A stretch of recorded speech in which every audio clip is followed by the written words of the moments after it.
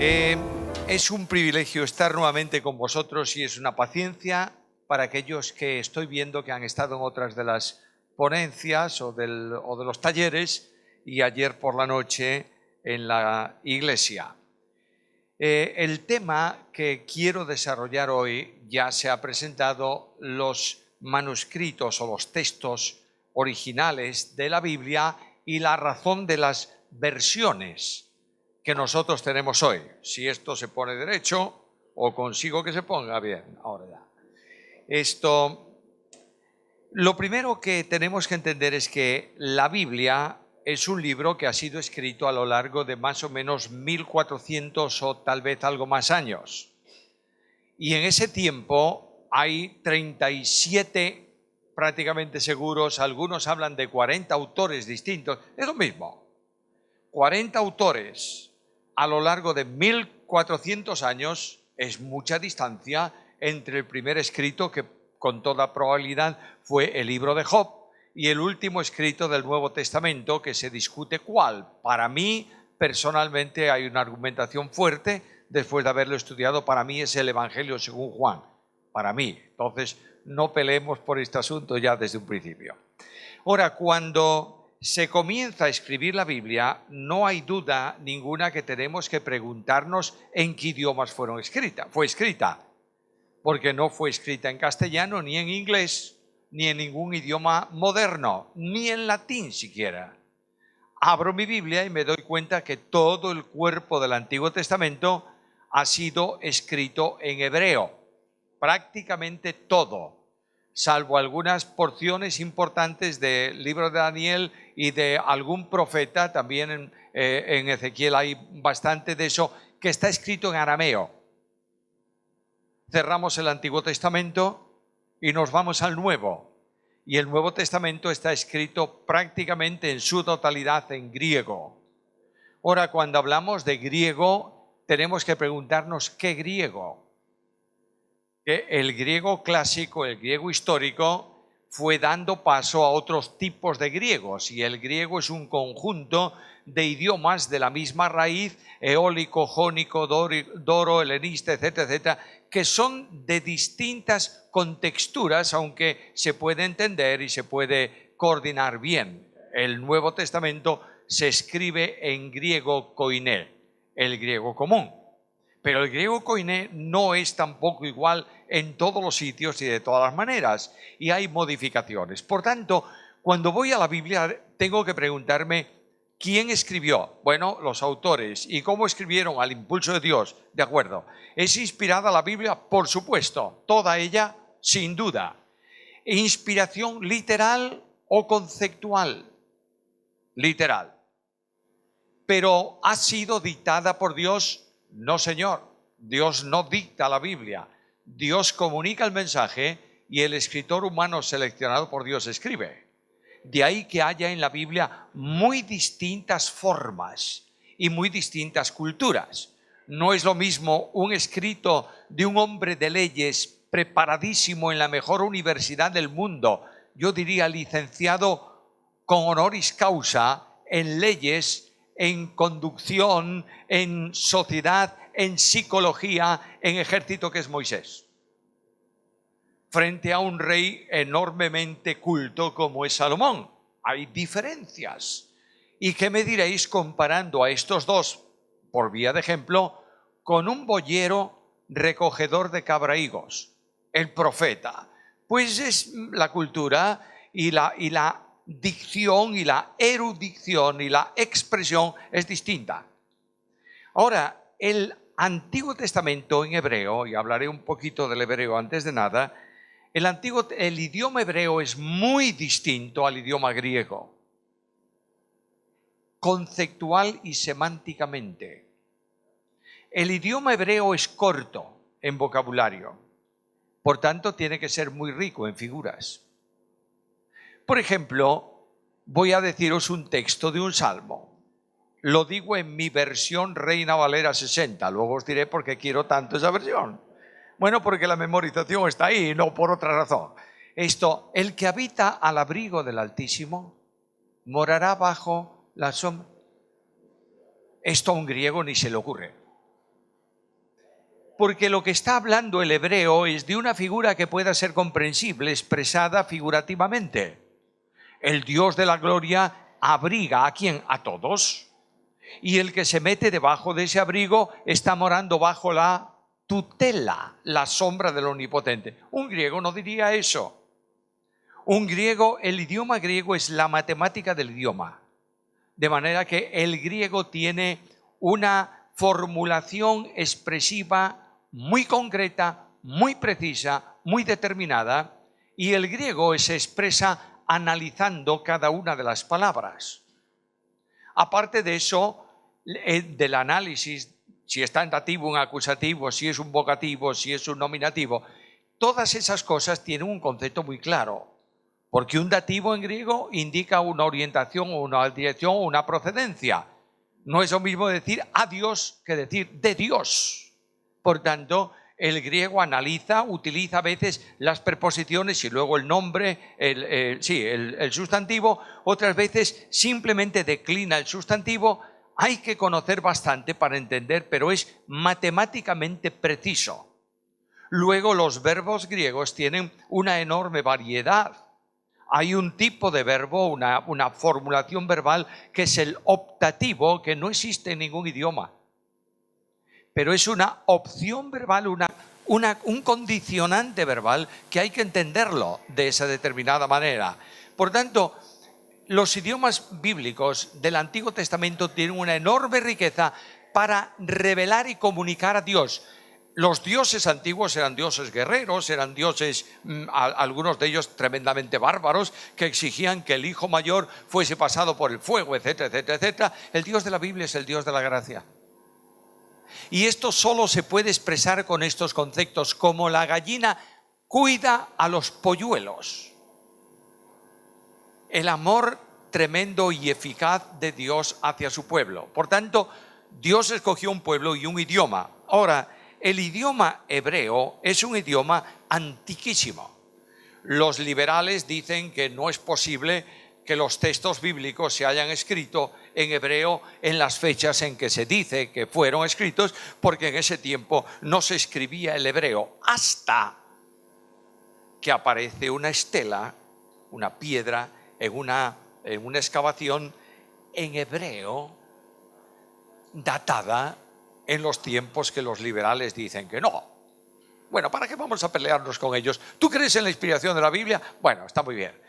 Ahora, tampoco creas tú en que los escritos empezaron hace 6.000 años. Moisés no vivió en ese tiempo. Está relatando acontecimientos que cronológicamente él sitúa de esa manera en la Biblia. Ahora bien, el Antiguo Testamento, el hebreo, pertenece al grupo de lenguas semitas. Y esas lenguas, especialmente el hebreo, está muy vinculada con tres tipos: con el ugarítico, el fenicio y el moabita. De modo que el hebreo es una de las manifestaciones del idioma moabita, seleccionado por Israel, desarrollado por él y escrito. Y ahí comienza la andadura del hebreo.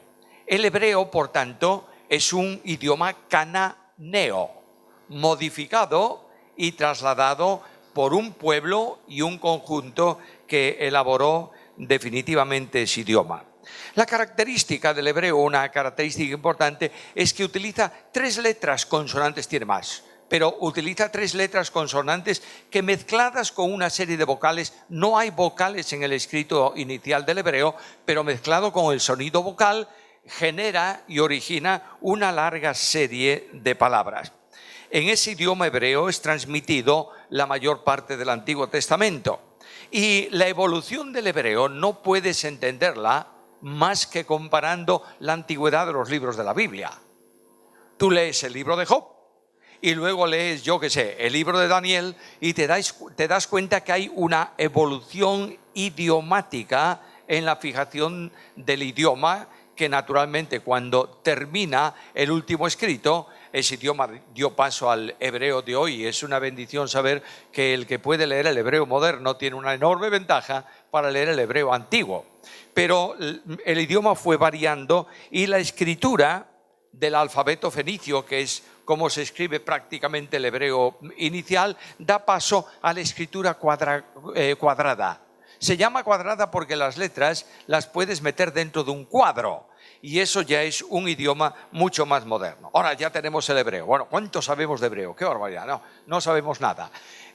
Luego pasamos al idioma arameo. El idioma arameo es el idioma diplomático. Pero cuando hablamos de arameo estamos hablando de arameo antiguo. Y el arameo antiguo es una lengua que está más o menos desarrollándose y que termina en el siglo X. Entre el siglo X y el siglo VIII antes de Cristo. No estamos hablando de un idioma. Luego está el arameo oficial, año 1100 al año 600 tal vez antes de Cristo. En ese idioma arameo oficial está escrito parte del libro de Daniel o trozos del libro de Daniel. ¿Por qué? Bueno, Daniel era un diplomático. Está metido en el reino, ha llegado a alcanzar un nivel altísimo y él está escribiendo en un idioma que para él es común. La forma, hoy en día se dice que el francés, no sé por qué los franceses son así, el francés es la lengua diplomática, ¿verdad? Muy bien, pues en aquel tiempo era este idioma. Y luego llegamos a lo que se llama arameo judío, que es el traslado del arameo, digamos, tradicional y diplomático al uso cotidiano de la lengua en Palestina. De manera que, enorme sorpresa, Cristo Jesús, el Señor, y Pablo y muchos hablaban en arameo. Como eso lo utilizaba, ese tipo de arameo lo utilizaba más que nadie el pueblo de Israel, estamos diciendo muchas veces que hablaban en hebreo. Cuando Pablo sube a las escaleras de la Torre Antonia, cuando lo prenden, cuando tiene que intervenir, el centurión le pregunta, él se pone a ver, ¿pero tú sabes griego? Sí. ¿Y habló en qué? En arameo. Ahora tenemos una serie larga de problemas. Yo de hebreo solamente sé lo elemental, de modo que nadie me pregunte de hebreo. De griego sé un poquito, pero de hebreo no tanto. Ahora, no sé. Me fío de lo que me dice. Ahora, lo que sí sé con toda claridad es que Cristo Jesús, el Señor, hablaba en ese idioma, en arameo. ¿Habló con los suyos en arameo? Sí. Y ahora mirad a dónde llegamos los evangélicos en discusión lingüística. Jesús dijo a Pedro, tú eres Pedro, y sobre esta piedra. Y nosotros hemos inventado una argumentación, nosotros no, yo no participo en ella, una argumentación tremenda. Dios dijo a Pedro, tú eres piedrecita, Cefas, y yo soy litos, roca. Y decimos, qué bárbaro. Pero resulta que en arameo no hay dos distinciones. Si tú quieres traducir del arameo eso, literalísimamente leerás esto. Tú eres piedra y sobre esta piedra edificaré mi iglesia. No hay discusión. Una vez me resultaba difícil y lo pregunté a uno de los catedráticos de arameo de la Universidad Pontificia. Me dijo, sí señor, es así. De modo que los evangélicos no discutan de piedra o de piedrecita con alguien que sabe arameo. Bueno, he aprendido la lección, muchas gracias. Ahora dejemos el arameo ahí y pasamos. Por eso es que la versión que usaban los judíos, especialmente del Antiguo Testamento, la Septuaginta, no es la versión hebrea original, es la griega traducida de ese tiempo. Así que las grandes citas de Pablo y de Pedro y de Juan en el Nuevo Testamento están tomadas de la Septuaginta. ¿Qué herejía más impresionante? No, es lo que realmente entendían que decía el texto hebreo al traducirlo al griego. Ahora, la Biblia hebrea. La Biblia hebrea es un compendio, un conjunto, una recesión de todos los escritos del Antiguo Testamento hecho por eruditos hebreos y con una meticulosidad tremenda. Cuando un copista se iba a hacer una copia, claro, si es un copista tiene que hacer una copia. Cuando alguien iba a hacer una copia de un pasaje del Antiguo Testamento, porque el original de esa copia ya estaba muy usado o había que hacer una copia, había por lo menos 3 que intervenían en el proceso. Uno tomaba el escrito original que se iba a copiar y contaba las letras. 300. El otro comenzaba a escribir lo que había allí. Al final contaba el que escribió, 300. Y luego uno tomaba el escrito original y otro tomaba la copia y lo leían en conjunto para que no hubiese ninguna diferencia. Pero no leían el texto, leían las letras, para que aquello estuviera fielmente escrito. El respeto por la Biblia era tremendo en los copistas, de modo que cuando aparecía el tetragramatón, el nombre sagrado de Dios, el copista tiraba el instrumento o lo ponía a un lado, tomaba uno nuevo, se lavaba las manos y escribía el nombre y volvía a hacer la operación al revés. Luego, cuando las copias unidas de todo el Antiguo Testamento, escrito en materiales más modernos, tiene una garantía tremendísima de fidelidad. Estas copias históricamente elaboradas por judíos y cuidadas de una forma extraordinaria fueron trasladadas a la imprenta moderna y tenemos la Biblia llamada Stuttgartiense, que lleva ese nombre porque está impresa en Stuttgart, en Alemania, y es el cuerpo hebreo de la Escritura reconocido absolutamente por judíos y por cristianos. De modo que no tenemos problema. ¡Qué bueno! Un solo texto, solo. ¿Y hay variantes? Ninguna. ¿Pero cómo? ¿No hay copia? No, porque una copia que tiene una variante se tiraba. ¿Me entendéis? Y no se le ocurría a nadie en la tierra escribir una nota sobre un texto bíblico. De modo que lo que tenemos en la Stuttgartiense es la seguridad, hombre, no el 99,9%, pero la seguridad plena de que tenemos los escritos del Antiguo Testamento perfectamente. Ahora venimos al texto griego y ahí tenemos nuestras serias dificultades. Los textos griegos originales fueron usados especialmente por varios, o se tomaron y se adaptaron, se copiaron y se corrigieron en distintos lugares. Algunos cayeron en Alejandría y surge el texto alejandrino. Es el más fiel al texto griego, porque no han pulido nada. Como estaba, está.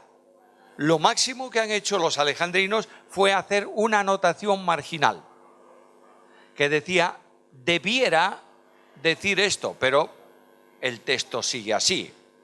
Luego viene el texto llamado occidental. ¿Por qué? Porque es el texto griego que comenzó a circular especialmente en lugares importantes del Imperio Romano, norte de África, Italia y Francia. En ese texto no se tuvo en cuenta la meticulosidad de mantener palabra por palabra, sino que se arregló un poquito el texto griego para que no se leyese en lo que técnicamente se llama barbarismos, es decir, una palabra que está mal escrita. Se le dio pulido y esplendor, que es lo que dice la Real Academia de la Lengua cuando se califica con el idioma español. Ahí hay variantes, hay diferencias entre el texto alejandrino y el texto occidental, lógicamente. Tú ves uno y ves el otro y dices, hombre, la idea, la palabra, la verdad, todo es el mismo, pero hay palabras diferentes entre una y el otro. Ahora, luego después de eso hay otro grupo de manuscritos que es los manuscritos procedentes de Cesarea. Ahí hay no se le presta tanta atención al escrito en sí, y es donde más variantes del texto griego aparece. Y finalmente la bizantina. La bizantina es la menos segura de todas las recensiones del Antiguo Testamento. Vaya lío. Pero el lío no es ese, porque si fuesen 4 versículos o 4 códices por versículo, bueno, no habría tanto problema. El problema es que comienzan a trasladarse del griego uncial, es decir, escrito todo con mayúsculas, al griego tradicional de mayúsculas y minúsculas. Y aparecen lo que se llaman los manuscritos minúsculos. Esos manuscritos son muy usados en el siglo XIV, en el siglo XV, hasta el siglo XVII. Y de los minúsculos tomó Erasmo de Rotterdam para escribir ¿qué cosa? El Receptus.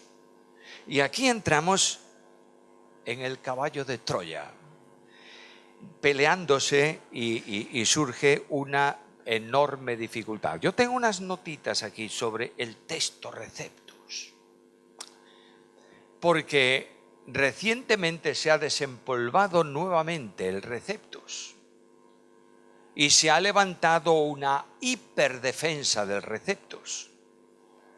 Y se ha enseñado y se está procurando introducir que el único texto garantizado y válido es el Receptus. Para eso ya no se le llama Receptus. Aparece con una sigla, una M, gótica, que significa texto mayoritario. ¿Es bueno el texto Receptus? Sin duda ninguna. Ahora voy a deciros algunas cosillas. Erasmo de Rotterdam no tenía más manuscritos para hacer un conjunto, un compilatorio del texto griego que los manuscritos minúsculos que tenía. Y llegó a ciertos lugares donde no tenía manuscrito. Por ejemplo, ese versículo que dice que hay 3 que dan testimonio en el cielo y 3 que dan testimonio en la tierra, no tiene manuscrito griego. ¿Qué hizo Erasmo? Pues muy sencillo, se fue a la Vulgata latina y tradujo de la Vulgata latina al griego. Pero la Vulgata latina en esa área tiene ciertos problemas de traducción. Y ahora cuando aparecen los manuscritos más modernos, dice, ¿pero de dónde sacó esto? Bueno, sacó que tradujo al revés para terminar su textus. Receptus se llama ahora porque es el texto recibido. Estamos con manuscritos ya del siglo II que están apareciendo. Acabo de terminar el comentario de Lucas. No hay menos de 3.000 manuscritos distintos que contienen todo el Evangelio según Lucas. No hay menos de 500 variantes textuales en Lucas. Ahora bien, que nadie se me asuste, por favor. Entonces, ¿cuál es el verdadero? Escúchame, las variantes textuales no afectan nunca a doctrina. Por ejemplo, una variante textual. Jesús descendió a Jerusalén. Otra variante. Jesús y los discípulos descendieron a Jerusalén. ¿Cuál es la diferencia? Que en una está Jesús solo y en otra están los discípulos también. Por tanto, esa variante no tiene importancia. Ahora, hay algunos textos griegos que han sido modificados en búsqueda de apoyo a cierta idea de pensamiento religioso. Por ejemplo, todos los textos que la Vulgata, y no solo la Vulgata, sino la Vetus Latina y demás, traducen como hacer penitencia, están en cierta medida eliminando la palabra griega que significa arrepentimiento. ¿Me estáis siguiendo? Pero esto es una deformación. Es lo mismo que si tú tratas de leer la Biblia Nuevo Mundo de los Testigos de Jehová y te encontrarás con aberraciones impresionantes en la defensa del pensamiento de la secta correspondiente. Ahora bien, ya tenemos ahí todos los manuscritos y entonces ocurre algo muy curioso. Hay una serie de personas en el mundo evangélico especialmente que dicen vamos a hacer una nueva recensión de los textos griegos y se ponen a trabajar. Mucha de esa investigación se debe a dos personas que están siendo enormemente maldecidas en el mundo evangélico. Perdonadme la expresión. Que es Hodge y Westcott. ¿Lo oísteis alguna vez? Son no sé qué y no sé cuántos. Mirad.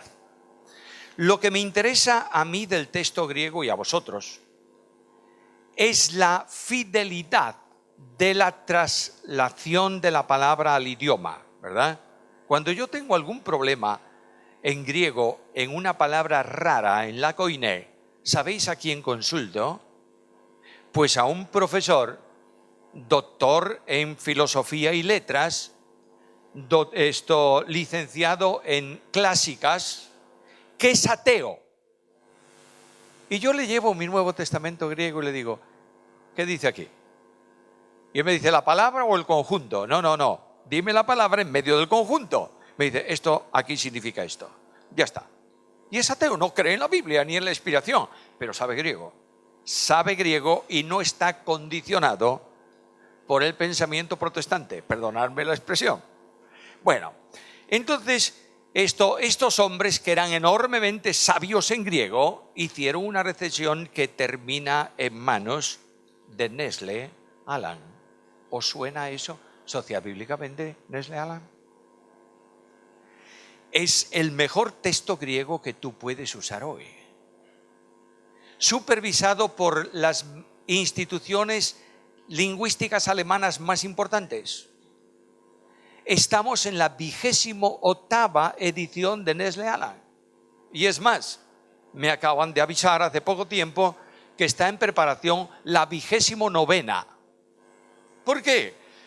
Porque el Nestle Aland incorpora lo que se llama aparato crítico. ¿Qué es el aparato crítico? Bueno, el aparato crítico es que te dice, mira, este versículo que en tal y tal y tal y tal códice o manuscrito o tal dice esto, hay otra alternativa de lectura que dice esto otro. De manera que, por ejemplo, tú lees Lucas y verás que en la última cena hay palabras añadidas, tomadas de Mateo, que no está en la mayoría de los textos originales más firmes. Por tanto, hay una crítica textual que te dice, ojo, además de esto, también hay esto otro. ¿Me estáis siguiendo? Y esto es enormemente necesario tenerlo en cuenta cuando tú vas a hacer un análisis textual verdadero de la palabra de Dios. Ahora ya tenemos menudo rollo, ¿verdad? Bien. Todo esto que es muy importante a la hora de comentar la Biblia y de enseñar la Biblia, no debe condicionar la riqueza bíblica de la doctrina que aparece en ella. Por tanto, si tú lees en los textos, si hay alguna variante, en el principio era el verbo era con Dios y el verbo era Dios, eso es lo que me importa. Y eso es lo válido. No importa que aparezca en algún lugar el unigénito del Padre y en otros aparezca simplemente el unigénito. No es importante que diga el verdadero Dios en algún lugar y en otros lugares dice el Hijo de Dios. No sé si me estáis siguiendo. La verdad bíblica es incuestionable y precisa porque el Espíritu Santo de Dios custodió y custodia que la verdad alcance al hombre y venga de parte suya. Ahora ya tenemos todas esas versiones, cuántas cosas del texto griego. El griego koiné no es fácil, señores. La idea de que cualquiera puede llevarse un texto, bases fundamentales para el griego bíblico, y se lo lee y ya lo sabe, perdóneme, no es verdad. Y hay muchas personas que se consideran con todo el derecho de hablar del texto griego sin saber griego. Cuando yo empecé en el seminario bíblico, el presidente y el rector del seminario era el doctor Lacueva.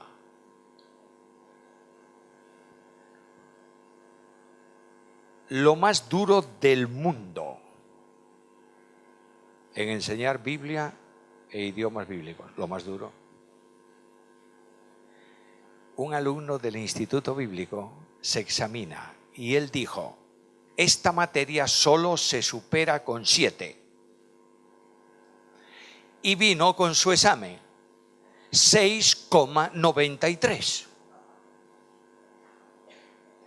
Y le dijo: doctor, 6,93. Le dijo: ¿es 7? No, no pasas. Así, era así. Un día me dijo: ven acá, primer curso, o griego o hebreo. Yo dije: las dos. No, no tienes tiempo para las dos. Porque yo estaba estudiando. Dijo: o griego o hebreo, ¿qué quieres tú? ¿Vas a estudiar especialmente Antiguo Testamento o Nuevo Testamento? Yo le dije: los dos. Dice: pues entonces griego. ¿Cómo griego? Sí, porque tienes la Septuaginta, arréglate con ella. Bueno, pues ya está. Durante 5 años estudié griego con él. No te pasaba una. Al final, el examen final era sorprendente.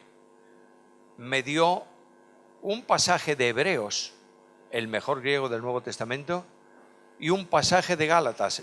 Gálatas es una epístola escrita por Pablo él mismo, Pablo escribió la carta él con su mano. Por eso al final dice: mirad con cuán grandes letras os he escrito mi mano, no es que estaba medio ciego y no. Esas son historias que hemos inventado, por favor. Él escribe, y ese griego es malo, malo con avaricia, con anacoluctos por todos los lados, con alteraciones verbales. Es tremendo. Me dijo: toma, capítulo 2 de Gálatas del 1 al 8, capítulo 4 de Hebreos entero. Por supuesto, nada de diccionario. Me dijo: de Hebreos solo puedes tener 3 faltas. De Gálatas, una más. Pero si no superabas así, no superabas. Quiero deciros que yo no sé griego. Lo traduzco, lo analizo, lo escribo.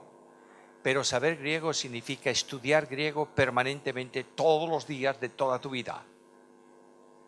Y buscar significado de palabras que no están en la naturalidad del texto, sino en otros orígenes diferentes. Y tú te preguntas: ¿por qué Pablo escribe aquí esta palabra tan rara? Y tendrás que ir al griego helenístico o al jónico para ver de dónde vino el significado que Pablo está utilizando esa palabra. Hay que estudiar mucho para conocer griego.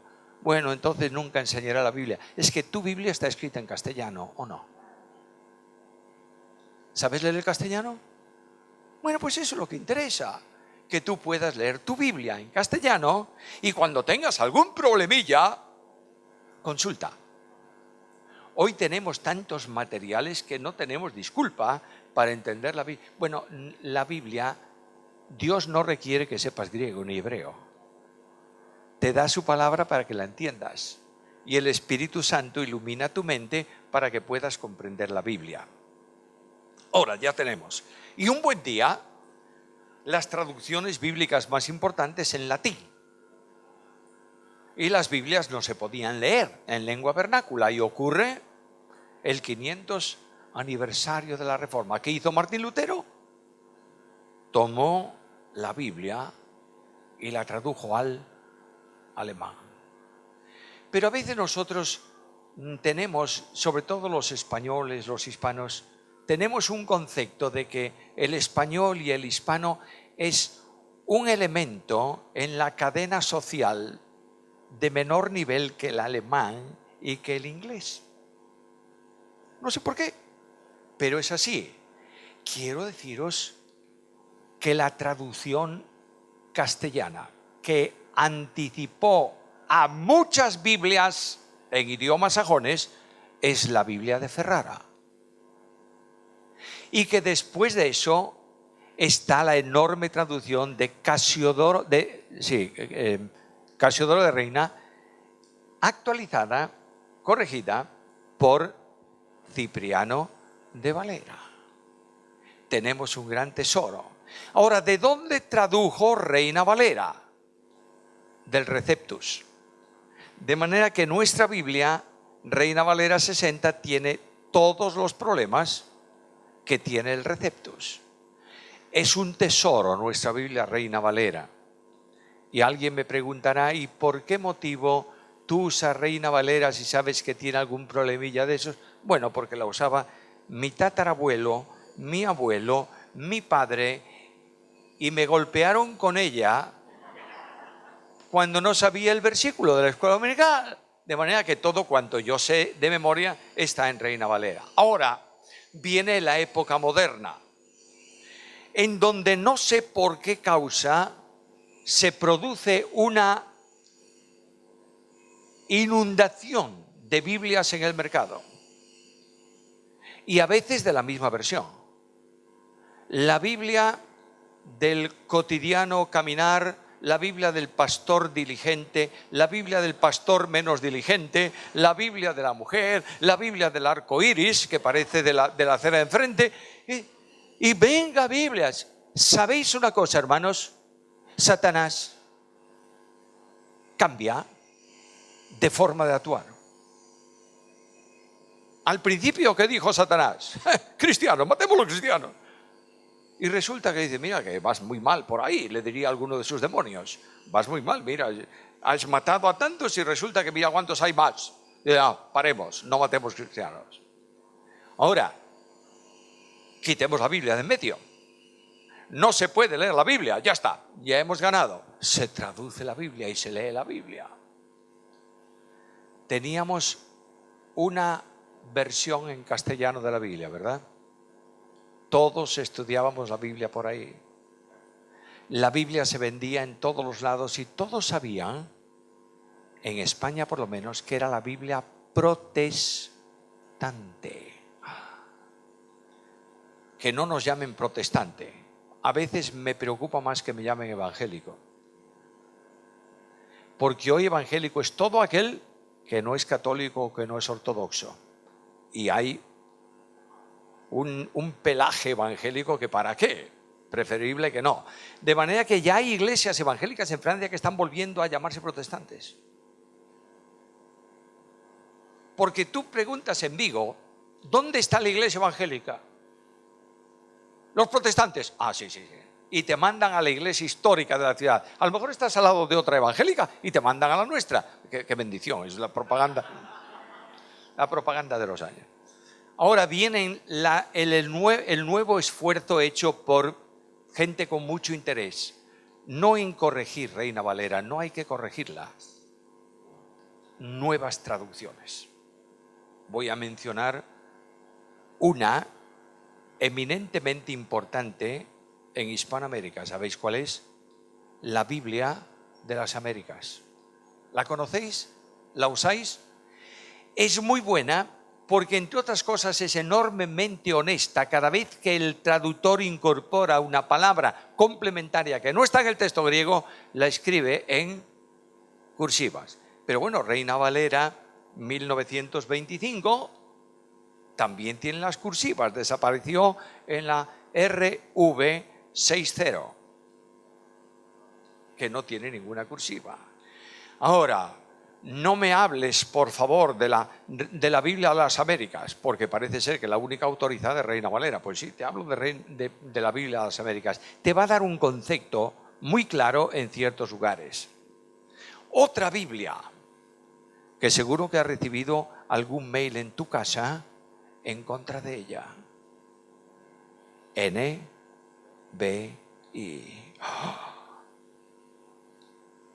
Escucha un ejemplo de lo que dicen de ella. Es una Biblia peligrosa porque traduce homosexual en lugar de sodomita.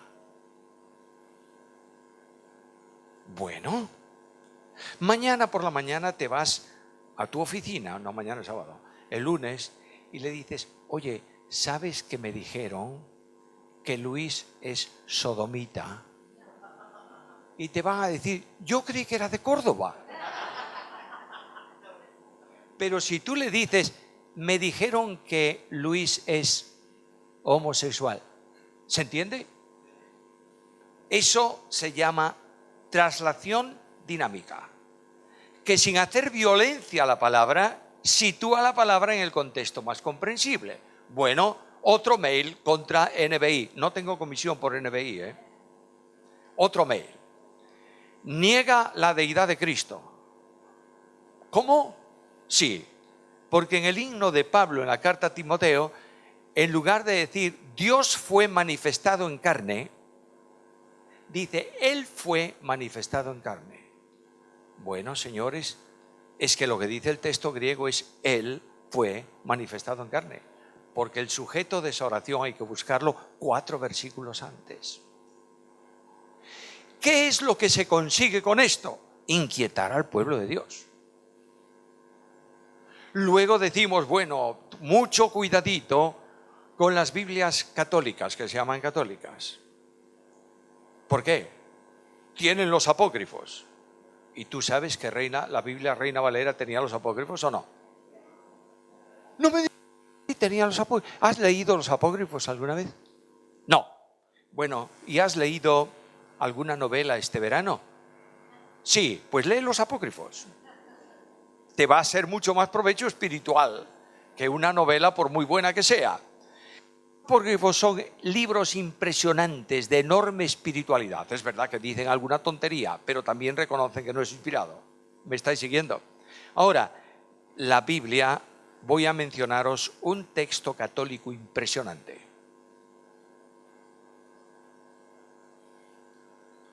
Cantera Iglesias. No Bover Cantera, ¿eh? Cantera Iglesias. Es una Biblia impresionantemente fiel al texto griego, hasta el punto que el traductor tiene que poner muchas veces llamada a pie de página y decir, el dogma dice, bla, bla, bla, bla, bla, y poner el dogma porque contradice lo que están traduciendo en la Biblia. Es impresionante. Otra Biblia fantástica, la Biblia de Jerusalén para los libros poéticos. Aquellos que puedan leer el catalán, la Biblia catalana de Montserrat es una traducción colosal. De manera que tenemos un montón de traducciones buenas. Yo no digo que te llegues a casa y tires tu Reina Valera al estante. No, úsala, por favor, es un tesoro. Pero quiero decirte también que si no eres capaz o no puedes leer el texto griego, cómprate 4 o 5 o 6 versiones. Ábrelas y lee el texto en 6 versiones. Vas a encontrar a última hora prácticamente lo mismo que si hubieras traducido directamente del texto griego. Seguirá adelante la traducción de la Biblia y habrá serios problemas y tremendas críticas. ¿Cómo puedo decirle yo a un esquimal en su idioma el Cordero de Dios? Si el esquimal no sabe lo que es un cordero. ¿Qué es un cordero? Hay una traducción muy curiosa que pone la foca de Dios. ¡Ah, qué barbaridad! La foca. Pues sí, es que no puedes darle a conocer idiomáticamente. Me imagino que en algunos idiomas de la selva, cuando se traduce, el traductor se tiene que encontrar con problemas de este tipo. Y lo importante, ¿sabéis? Es que en medio de toda esa berenjenal de traducciones y de versiones, la Biblia dice, Venid a mí todos los que estáis trabajados y cargados, y yo os haré descansar. No importa cuál sea la versión, dice: Dios te ama y está dispuesto a recibirte. Por tanto, esto es el gran valor de la Biblia, ¿verdad? Hermanos, yo sé que este taller de hoy ha sido un taller más bien técnico que espiritual. Bueno, que el Espíritu lo espiritualice en vuestros corazones. Pero quiero llegar a una conclusión. Ama la Biblia. Cuando yo era pequeñito, el otro día, fue ayer, me parece, por la noche, que dije que soy la 5ª generación de evangélicos. Mi abuelo materno fue 25 años colportor de la Sociedad Bíblica. Por eso yo quiero la Sociedad Bíblica. Un día yo estaba en la casa un poco impertinente y le decía a mi abuelo: si tuviera aquí un cuento para leer, si tuviera un cuento para leer, y ya el abuelo estaba muy cansado del cuento para leer. Me dijo, me agarró y me sentó allí en una silla. Y me trajo una Biblia que él tenía en la biblioteca suya, un bibliote así de grande, y me abrió la historia de Sansón. Me dijo: lee esa historia. Bueno, lee la historia. Leí la historia, me costó un trabajo tremendo leer en Reina Valera de aquel tiempo, yo un niño pequeño, pero me dijo: y si no entiendes, pregúntame. Y al final me preguntó él: ¿qué te pareció Sansón? Y yo le dije: abuelo, tenía fuerza, tenía fuerza. ¿Sabes qué dijo mi abuelo? Me dijo: ¿sabes quién le daba la fuerza? Dios. Hoy en día tenemos cientos de niños llamados hijos de evangélicos que conocen al Pato Donald en el mejor de los casos, y muchos a Sondoku, y muchos andan, no sé si es Sondoku, es igual, un japonés de estos, y muchos anduvieron por adolescentes por mi ciudad con un teléfono cazando Pokémon. Y conocen eso perfectamente, pero no saben quién fue Sansón. No hay opción. ¿Volvemos a la Biblia o perdemos el rumbo? ¿Volvemos a la Biblia y predicamos la Biblia y amamos la Biblia y leemos la Biblia, o vamos en mal camino? Pregunto esta tarde y termino: ¿cuántos de los presentes, y no quiero manos arriba, cuántos de los presentes tenéis un plan de lectura anual de la Biblia y estáis leyendo la Biblia entera todos los años? ¿Cuántos? Todos los años. En nuestra iglesia promovemos un plan de lectura anual. Y se pregunta: ¿qué tal vas con el plan de lectura? Nosotros tenemos nuestro plan anual de lectura. Requiere un cuarto de hora cada día. Y como mucho, 4 capítulos de vez en cuando. Lee la Biblia, por favor.